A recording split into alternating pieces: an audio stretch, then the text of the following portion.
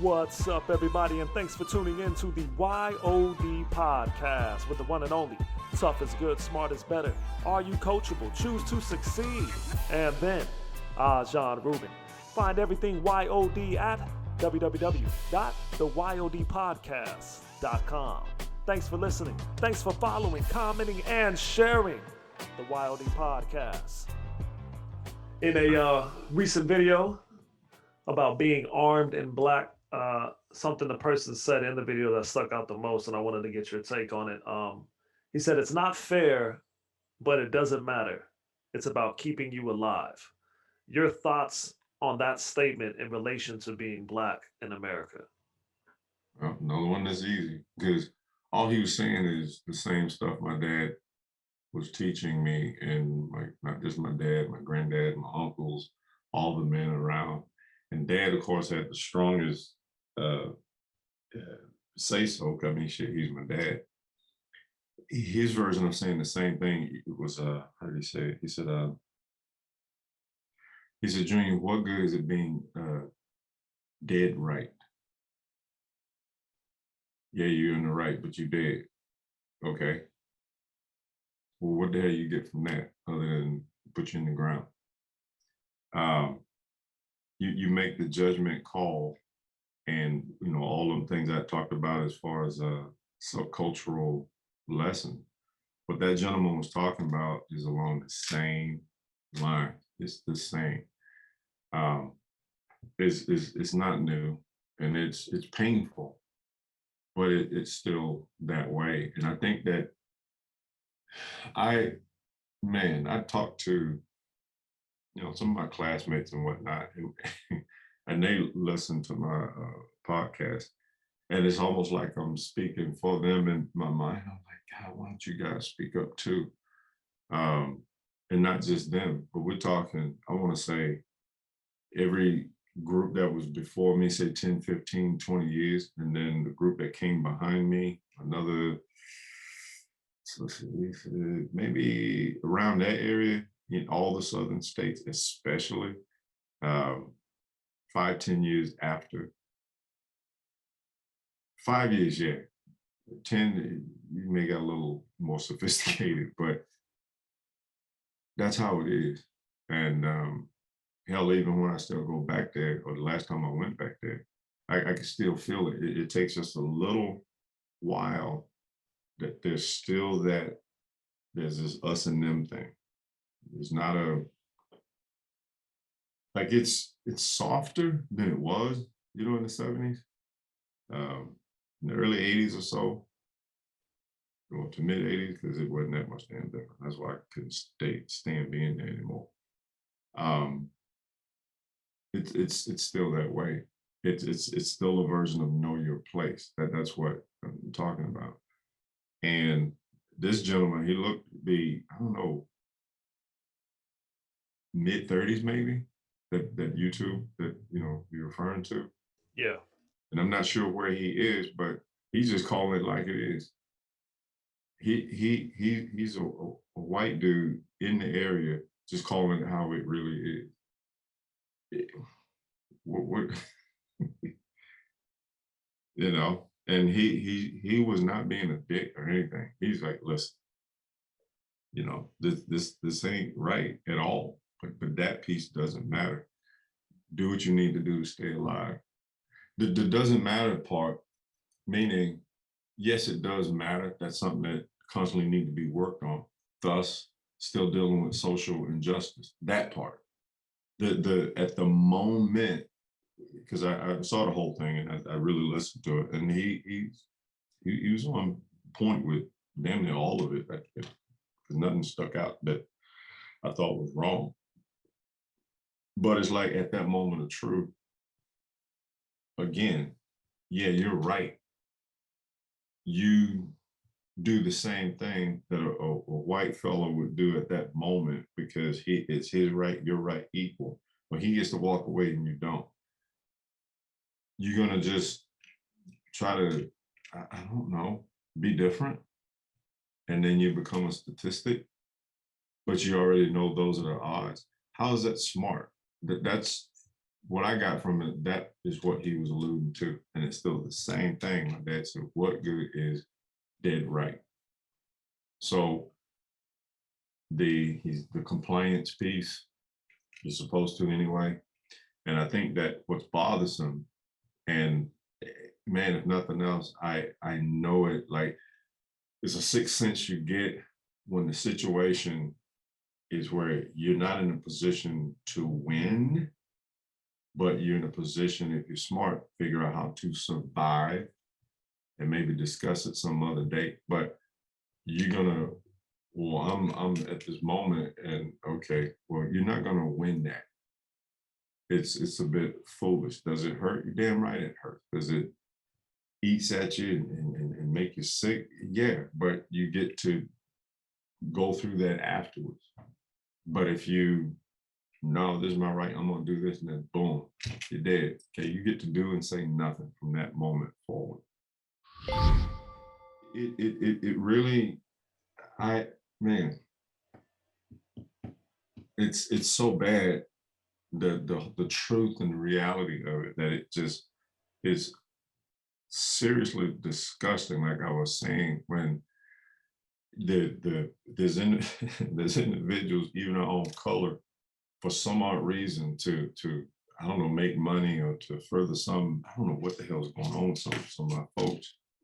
You know, I read some article recently, oh, we need to get off, you know, the whole white supremacy, like that's a problem. There's a black person saying this, as, you know, to say there isn't.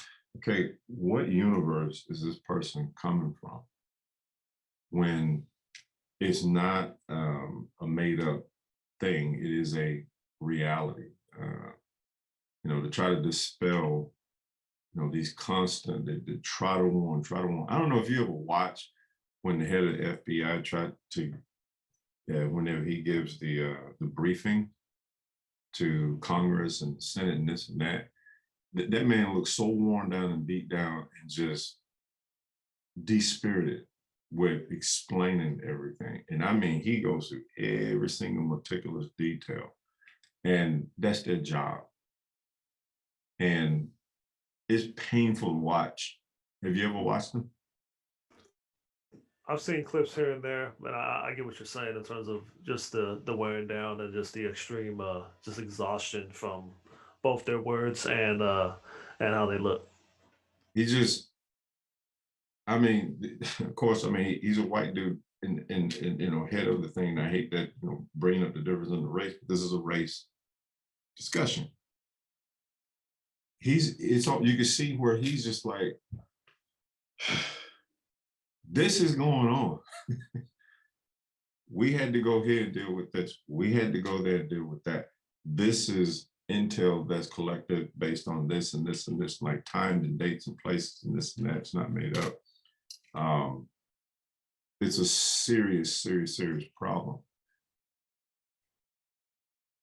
It's as bad as when I said in one of my podcasts back in the day, and I'm like, you know, some people really, until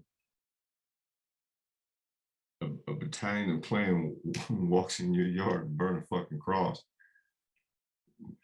break your shit, pull you out of your fucking house, demoralize you in front of your own family, or even do some horrible stuff to your family by holding you and making you watch what they do, that you're gonna see how real this is. It just seemed like it's gonna take that for some people, you know, and then someone still figure out a way to spin, oh, that's not what just happened. Okay, well, let it happen to you. Did it happen or not? It's just lunacy, man. It's just straight lunacy. So I mean, I'm not gonna lie, there's a part of me that's exhausted with the discussion. Because I'm always vigilant and I see what's going on. It's not that I go looking for it. It ain't hard to find. It's there. And granted, you know, my experiences trained me, so I am aware. And anyone that is willing to listen or want some advice, sure. I'm done giving advice on that. I'm really burnt out on even wanting to go into those discussions because I still have, like, every now and then I get some of my, I don't know what the hell I want to call them. In face value, they appear to want to be a really good friend or whatever of mine, and then for whatever reason, they love the podcast and they'll say comments on any and all the motivational stuff. But when they get to that part right there, they omit. They don't even want to touch it. It's like, okay, it's so sensitive that the dialogue on it itself makes them uncomfortable. And I'm thinking in my mind, okay, you uncomfortable, but it ain't even about you. How the hell you think I feel? I forget it, forget it. And it's one of these deals where um I had to check with another friend to try to make sense of what I'm trying to make understand with different friends. It's like, okay, what am I missing? And they said, they can't see it that, like, on the one hand, they'll say, well, if something ever happened, I'm here for you and I'm gonna, I'll fight the good fight with you if it ever came to that. Yeah, but there's incongruency in the fact where you saying that, but then with omission, there's admission. And there's omission. Well, at the moment where things matter, why aren't you saying anything? Where are you? And so for me, that's just like, um, I remember back, in the Marines, we are gonna go into a shit sandwich. Anyone that's ambivalent, I ain't put them on my crew. I gotta know where you stand. Who the hell are you? And I'm watching you all the time anyway. And if I see the wavering, and if I had to have you, like it was whatever, I would put you as fucking far away from me as possible. So you ain't gonna be a damn liability because I know I can't count on you. I can feel in my gut. I don't know where you stand. I don't know where you stand. And you can't, like my dad would say, you can't play, how do you used to say, both ends against the middle. Damn thing's gonna break. And that's just, fuck it. It is what it is. What it is. We are where we are. And I do see, just like, well, a lot of what had happened, because from 2 years before, a lot of, if you go back to that series we did, the Black History, Black Excellence, I alluded to, hinted at, touched on, and some things just hit with a Thor's hammer, and it all played out recently. I ain't psychic. Like, what the fuck is everybody looking at? The spin cycle. Fuck the spin cycle. We don't live in spin. We live from day to day in reality. But hey, man. So Yeah, it's a wrestle. I think that's one of the biggest wrestles with people that fight for change, speak out for change, but yet live in a reality where they know that when it comes down to it, to the bottom line of survival, all that fight and all that belief and all that optimism for change and things being different kind of goes out the window because you're immediately reverting back to what do I need to do to survive, and it's like this weird balance and weird wrestle of seeing change, but at the same time realizing not everybody's changing. You don't know who they are, so it's like you're living in both worlds all the time.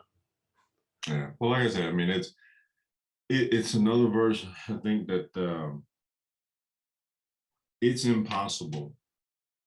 It is. You can argue. Anybody can argue, but it's impossible to understand appreciation of the essence of what that means unless you've lost. And that means you've endured something yourself. Until you are the subject, you experience something firsthand, as raw as can be. It's a bit surreal.